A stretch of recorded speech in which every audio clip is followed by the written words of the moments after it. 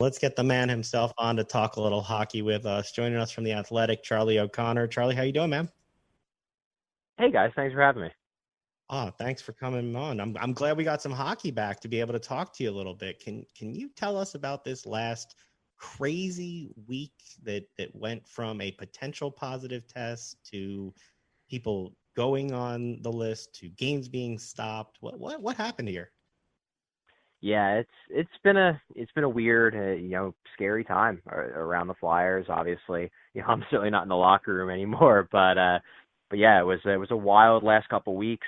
The whole thing kind of got kicked off on on Sunday of last week. So I guess that would have been almost 2 weeks ago when Travis I was a surprise scratch for the Sunday game and didn't play, and found out later that night he was on the COVID protocol list. And then really it all kind of blew up on Tuesday when they actually canceled or postponed the Tuesday game against the Capitals because Claude Giroux and Justin Braun were on the list as well. They were placed on it, and what it appears happened is that Sanheim was placed on the list not because he tested positive, because he was a close contact with someone.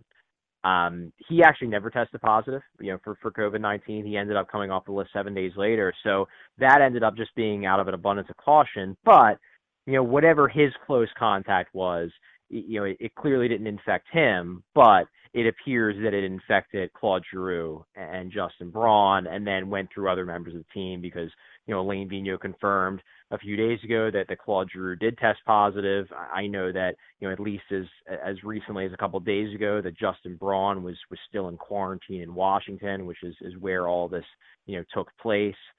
So yeah, it sounds like, Claude Giroux was the first player to test positive, and then, we've been able to confirm that other players have tested positive as well. Obviously, there's still, quite a few guys on the COVID protocol list: Giroux, Braun, Travis Konechny, Oscar Lindblom, Scott Lawton. Like there's Jacob Voracek's on there. So, big name guys who are on this list, and, at least a few of them, if not all, are battling, COVID-19. Luckily, everything we've heard is that, the players who have it are either asymptomatic or experiencing, very mild symptoms. So it seems like everybody's going to be okay. But, in the here and now, the Flyers are back playing hockey games, and they're back playing hockey games without some very, very important players of their team.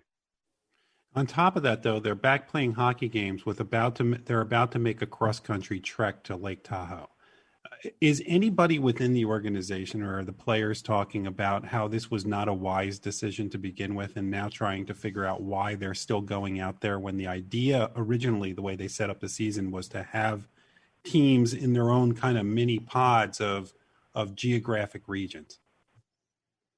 Yeah, it's a fair point. One thing I will say, I guess number one, is that the game itself, the outdoor game, is probably the safest game they're going to play all year, considering the fact that it's outside, rather than being inside. So, as we know, the transmission of this is much less much less prevalent when you're outside versus being inside.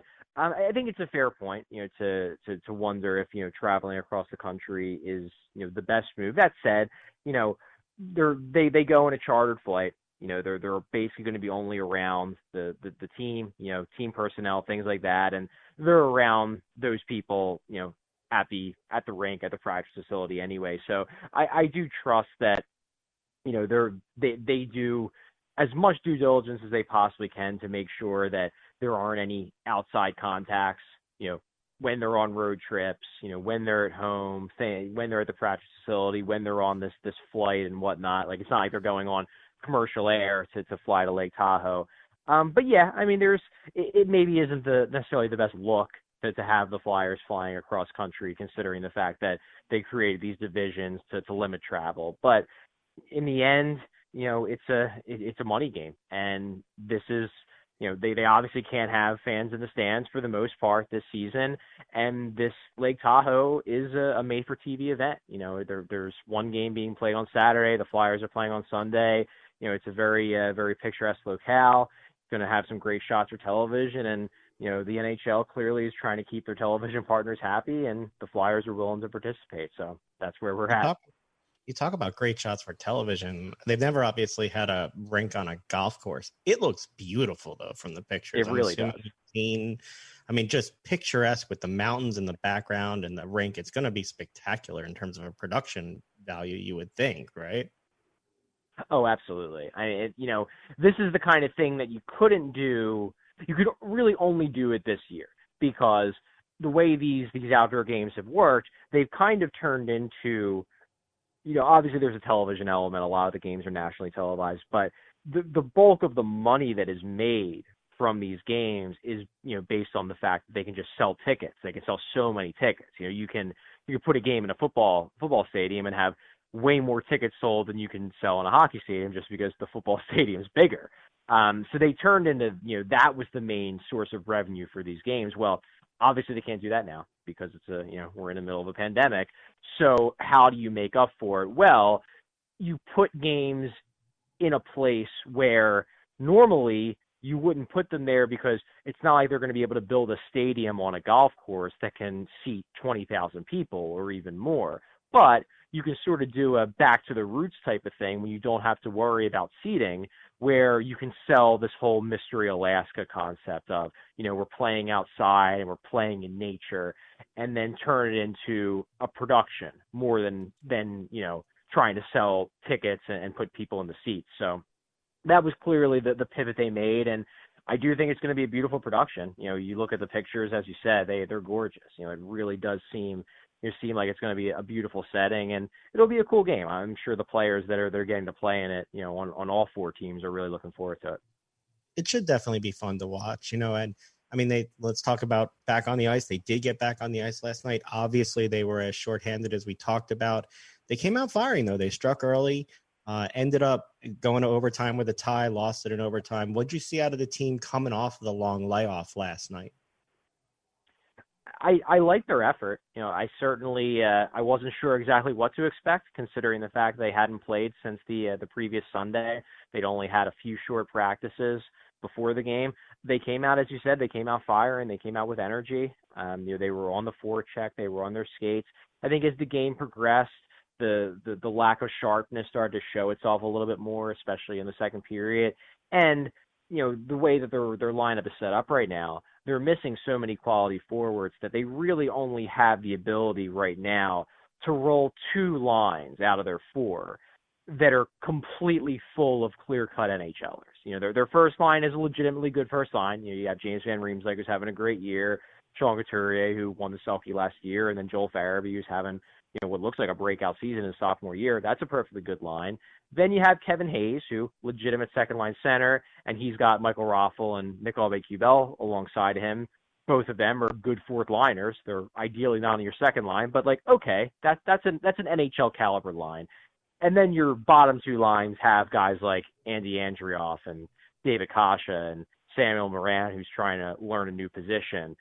These aren't lines that are going to do a lot of damage offensively. So the Flyers went in kind of knowing that if they were going to win this game, they were going to have to, depend on their top two lines to do all their scoring, and probably weren't going to score a lot of goals. And kind of what happened, they ended up scoring 2 goals. They lost the game in a shootout, and they didn't get much of anything offensively from their third and fourth lines. And I would expect the same thing to happen on Sunday when they play the Bruins. They're going to need guys like Couturier and Hayes and Van Riemsdyk to really carry the load offensively, because they can't depend on the replacement players to do much more than just, have good shifts, bring energy, and try to limit the damage when they're out there.